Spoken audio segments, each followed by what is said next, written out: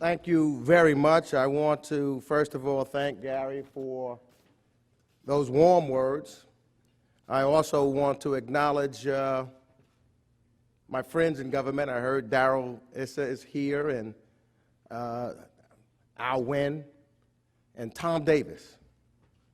Let me acknowledge their presence for their courage and their standing up. But as my good friend Roy Blunt has indicated, I am especially pleased to be here with him. Not only is he a great legislator, an advocate, but what I think that is most important, he's a great human being.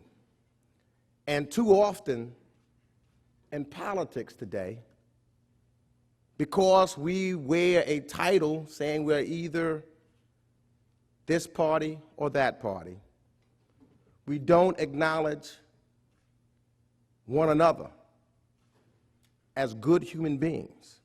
And I can tell you that Roy Blunt is indeed a great and patriotic American.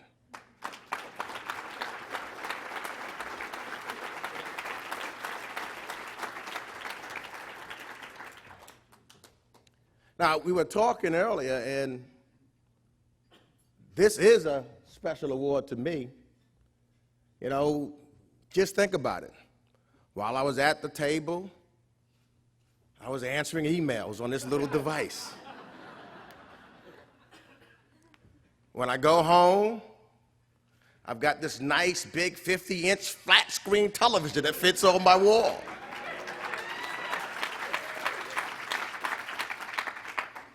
And then on top of that, I now have this new thing called Blu-ray technology.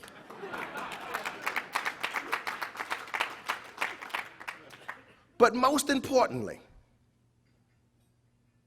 my daughter, my 9-year-old daughter, she can get on that little thing called a computer and access information like anybody else on this planet. What you do with your innovation and your technology is level the playing field for all people, no matter where they come from in the world, no matter whether they're rich or they're poor. And so this award does mean a lot to me.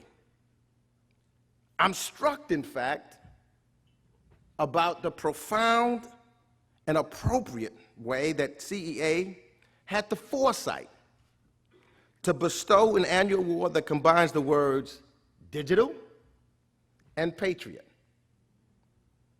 The former is one of the watchwords of our era. The latter is a call to action for all Americans in this time of crises. Digitalization has helped make globalization possible. Digitalization makes life today so interdependent and interconnected. Going digital in everything from space exploration to anti-terrorism, to environmental protection, to energy efficiency, to networking among inventors and innovators, to instantaneous communications and commerce, to improving understanding between nations, to consumer electronics, is one of the early 21st century thoroughfares that humanity is using in its journey toward a brighter and better future. When I think of what you do, being a patriot,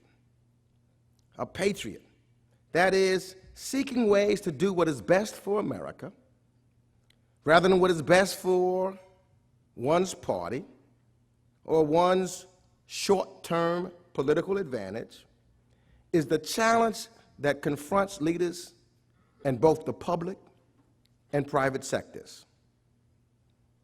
And like most in this room, I'm too old to support my country militarily. So I can't be called upon at this stage. But as I said, as a member of Congress, I was telling at the table, I'm honored to serve on what I know is the board of directors of the biggest corporation and the greatest country that this planet has ever seen. That's what we do when we serve in this Congress. And we have a responsibility then to do the right thing. Now, I've always felt that freely negotiated and mutually beneficial trade agreements in America are the nation's and is in the national's best interest. And thus I voted accordingly. In the past, I could take off my jacket and I can show you some of the scars that I have for voting that way. But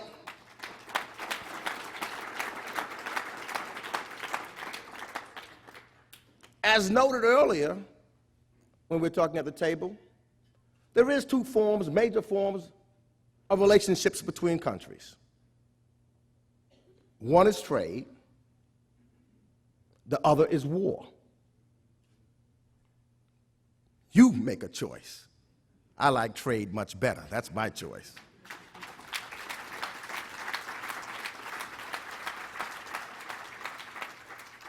And so as I think of what you do, you know, we can talk about a number of things.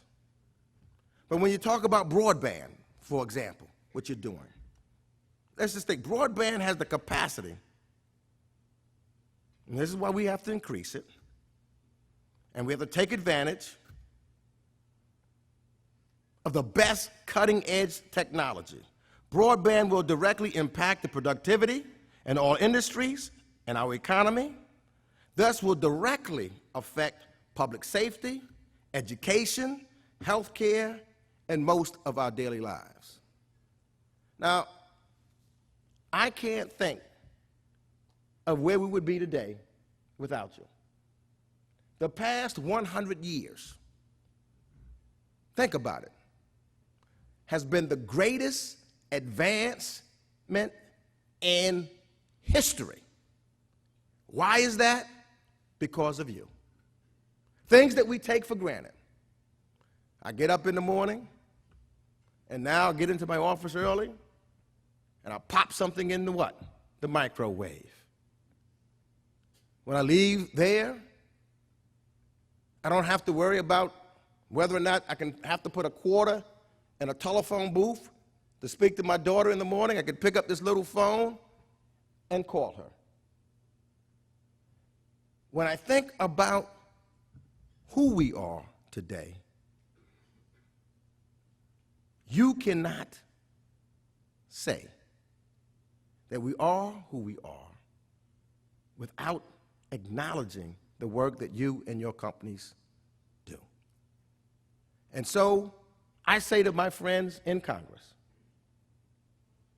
and sometimes, you know, sometimes when I talk about trade and others, I know that I'm talking to the choir. And maybe choirs and preachers are not needed. But perhaps we should sing and preach to a broader American public more than we have. Maybe we need to compose a new chorus whose lyrics will be better and help the American people, as well as some of my colleagues, understand the connection between trade and the national interests and increasing our broadband capacity and our safety. Because in the end, what this is really about, my friends, it's about what our parents wanted, to make sure that we have a better life for our children than today and yesterday is and was for us. And so I say to you, it is together,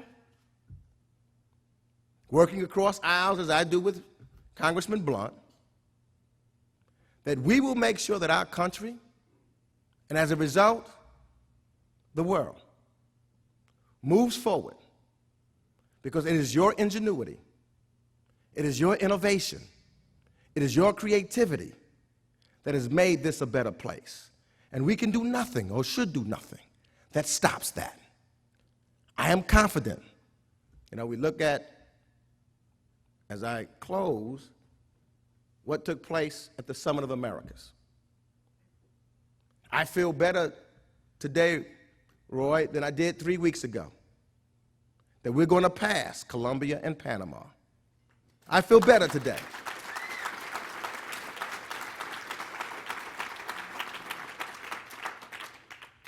In talking to President Uribe and in talking to President Obama, I asked the question today. This is how much it is on my mind. When Senator Clinton was before our committee, the question I asked her was about Panama and Colombia. And she didn't say we weren't going to do it. She said we're going to set some benchmarks, of which I think we've already set. And that's why I think you're absolutely right, Roy. When I looked at President Uribe, you know, makes us feel sorry for him that he's got to keep doing this thing over and over again.